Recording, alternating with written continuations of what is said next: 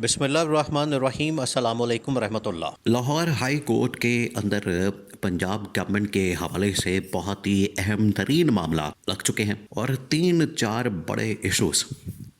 ये मामला कहाँ से शुरू हुआ था? एक ऑर्डिनेंस से जो कि पंजाब गवर्नमेंट की जानिब से जारी किया गया और उसके अंदर प्रॉपर्टी ओनरशिप के नाम से ये ऑर्डिनेंस था कि प्रॉपर्टी के जितने भी डिस्प्यूट्स हैं, प्रॉपर्टी की जितनी भी इस हवाले से डिस्प्यूट्स और तनाज़ात और लड़ाई झगड़े हैं मुख्तलिफ ग्रुपों के दरमियान, उनको हम जो गवर्नमेंट है, जो इंतज़ामिया है, वो हल करवाएगी, वो सेटल करवाएगी। तो ये तो जुडिशरी का काम है, अदालत का काम है।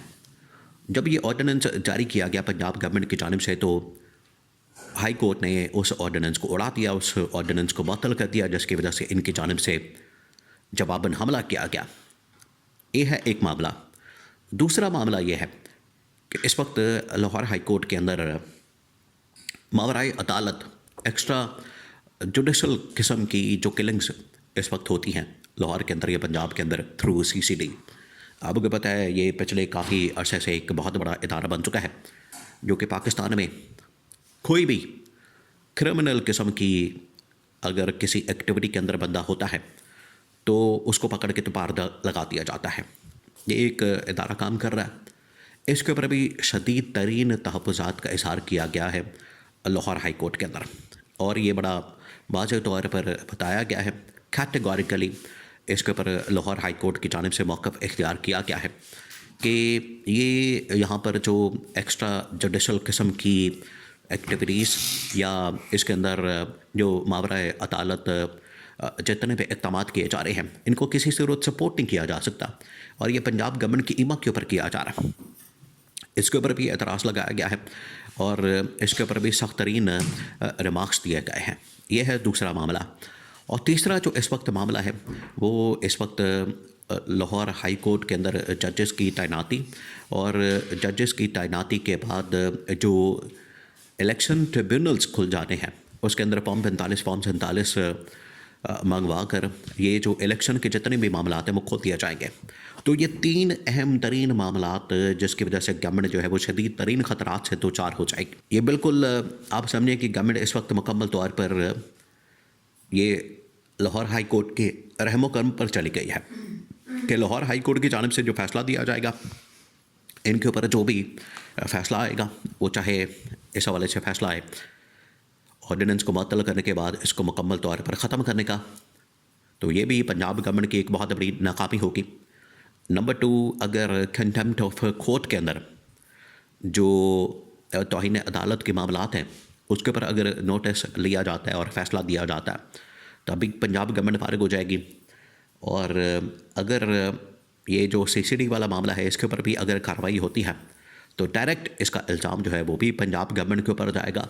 और आगे इलेक्शन ट्रिब्यूनल्स वाला, तो पहले ये जो इलेक्शन ट्रिब्यूनल्स वाला मामला है ये बड़ा अहमियत इख्तियार कर गया, और तमाम की तमाम नज़रें इस वक्त लाहौर हाई कोर्ट के उन जजेस की तैनाती के ऊपर है जो अभी चंद दिन पहले लाहौर हाई कोर्ट की चीफ जस्टिस आलिया नीलम की जानिब से सुप्रीम जुडिशल काउंसिल, जो पाकिस्तान में सुप्रीम कोर्ट का एक इदारा है और ऐसा टॉप का इदारा है जहाँ पर जितनी बड़ी तैनातियाँ हैं, जहाँ पर ट्रांसफ़र पोस्टिंग जुडिशरी के अंदर, अदलिया के अंदर, हाई कोर्ट में, सुप्रीम कोर्ट में जितनी भी तैनातियाँ होती हैं वो आखिरकार इसी प्लेटफॉर्म से, इसी फोरम से, इसी इदारे की जानिब से की जाती हैं। तो लाहौर हाई कोर्ट के चीफ जस्टिस ने सबसे पहले जो डिमांड की, सबसे पहले उनकी जानिब से जो रिक्वेस्ट भेजी गई थी वो ये कि यहाँ पर हमें जजेस मुकम्मल नहीं है, जजेस की तादाद पूरी नहीं है, तो जजेस की तैनाती की जाए, जजेस को यहाँ पर अपॉइंट किया जाए। और उसके पीछे जो मकसद है, उसके पीछे जो चीज़ कर फरमा है वो ये कि इलेक्शन ट्रिब्यूनल्स की बहुत सारी दरख्वास्तें आ चुकी हैं। उन दरख्वास्तों को सुनने के लिए जितना ज़रूरी हो गया है कि जजेस की अपॉइंटमेंट की जाए, और जजेस की अपॉइंटमेंट होते साथ इन दरख्वास्तों को टेकअप कर लिया जाएगा। अब ये पिछले 2 साल से मामला पेंडिंग पड़ा हुआ है। आप ज़रा इमेजिन करें कि पाकिस्तान में इंसाफ का लेवल क्या है, जस्टिस का लेवल क्या है। दुनिया के अंदर जब भी जस्टिस किया जाता है टोटल 2 से 4 महीने लगते हैं। 2 से 4 महीने के अंदर जस्टिस डिलीवर कर दिया जाता है। लेकिन पाकिस्तान के अंदर 2-3 नस्लें निकल जाती हैं। आप समझें कि 50 से 100 साल लग जाते हैं। एक अगर किसी बंदे का अदालत के अंदर 3 मरले का प्लॉट का केस चला जाए, वो 3 मरले के लिए 3 नस्लें निकल जाती हैं। यहाँ से आप अंदाज़ा कर सकते हैं। तो अब 2 साल हो गए हैं। 2 साल होने के बावजूद इस मामले को अभी तक टेकअप नहीं किया गया, इस मामले को अभी तक नहीं उठाया गया। आज अगर उनकी जानिब से स्टेप लिया गया है तो ये पहला कदम होगा लाहौर हाई कोर्ट की जानिब से। और ये सारा देखें, इसके पीछे कहीं ना कहीं दाने बाने जाके इस्टेब्लिशमेंट के साथ मिल जाते हैं। एक तरफ आपको पता है कि इमरान खान की कॉल है, इमरान खान का एहतजाज है, तहरीक है, धरना है, लॉन्ग मार्च है, जो कि 8 फरवरी के लिए तैयार है। और ये सिर्फ 8 फरवरी की हद तक नहीं रहेगा, अब ये मामला इससे आगे जाएगा।